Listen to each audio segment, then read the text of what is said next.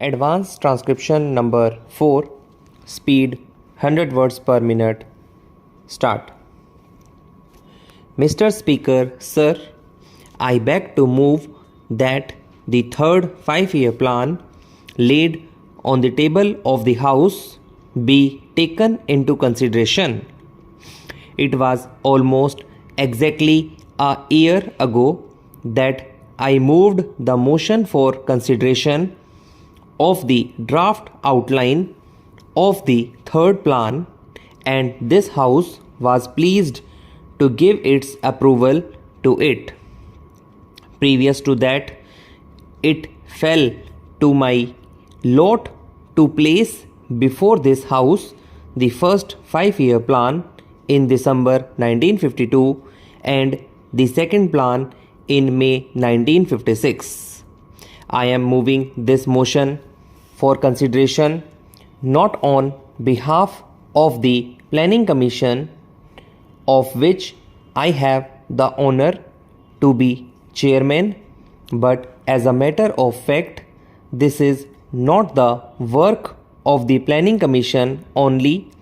It has had naturally the full cooperation and support of the central government and their departments and ministries, of the state governments, the chief ministers and their governmental apparatus, and a large number of other organizations and specialist individuals who are included in various panels and organizations, even going down in many cases to panchayats and the like, so that this is very much a joint effort, and I should like it to be considered as that joint effort and not the work of a few eminent persons who have given a good deal of thought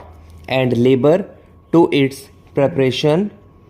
Many honorable members of this House have been associated with the consideration of this or parts of it in various stages.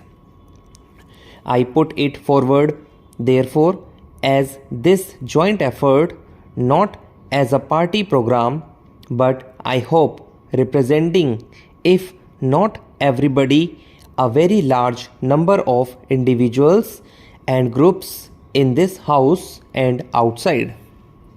Indeed, ever since this has been published in the press, the reaction thus far have been very largely in its favor. It has been approved of naturally and rightly. There have been criticisms. We welcome these criticisms, but the broad approach of it has been welcomed. Now it is true that on the party out of which the present government has come is intimately interested in this plan, and they have given it their support because it represents certain principles for which they have stood, not today only, not for the last 10 or 12 years, but at least for 32 years, ever since 1929, and at that time some honorable members who sit opposite today were themselves associated with the great organization which I have the honor to represent. Even in 1929, the Congress has had two objectives in view: democracy and socialism. Socialism was not put in its objective and creed and all that, but in its resolutions it appeared. Gradually the idea has developed, but the basic concept has been there in the Congress since 1929. Say this because some people seem to imagine that these concepts are of recent growth. Of course, long before 29 and long before the Congress more or less officially adopted them, there were large number of people in the Congress and outside who believed in them and spoke about them. Therefore, let us, I respectfully submit, treat this plan not in a party sense but as a national plan in which the broad approaches have been agreed to by all but which is always susceptible to criticism and improvement in many of its detailed applications. It is a matter of pride to me that the organization with which many of us have been associated, and I have been associated to very nearly half a century now, and through all these years has laid stress on this broader social outlook which this plan represents. Ever since independence, we have come together grasps with this subject and freedom. We started on this exciting pilgrimage through 5-year plans and the like, and gradually this concept of planning has seeped down into our people all over the country. There is no doubt about it.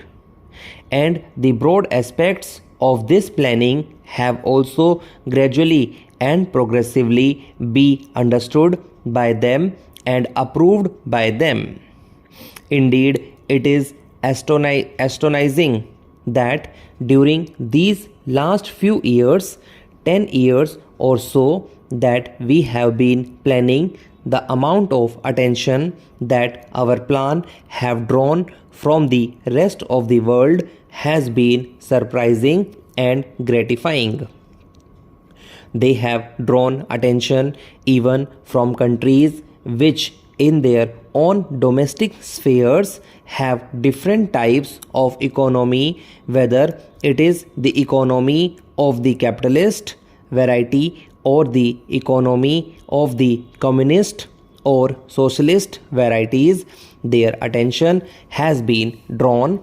I do not say that they agree with all that we have said or intend to do, but they have recognized this as a matter of the greatest importance, that this tremendous effort is being made by the Indian people to pull themselves upon almost to the grassroots as it were.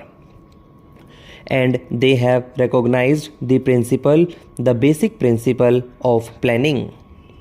They have recognized the basic principle and the general structure of the plan also. I have in mind a person like Dr. Amarnath Jha, who belonged to the Provincial Education Service. He served as a university professor, had experience of university education, and then when he became the Vice Chancellor of the university, he discharged his duties as Vice Chancellor admirably well. I wish to point out that personal character, wide human sympathy, interest and understanding of university education, capacity for leadership, faith in the democratic ideals, reputation for learning and confidence of the authorities are absolutely necessary in the good Vice Chancellor, and proper care should be taken in devising ways and means for selecting proper persons as Vice Chancellors of universities. I welcome the new pay scales of teachers of the central universities. I do wish to point out that there is a great need for the amalgamation of the grades of lecturers and readers. Most of the teacher conflicts are due to these two grades of lecturers and readers, and greatly harmony will prevail among teachers in case the two grades subject to certain efficiency bar are amalgamated.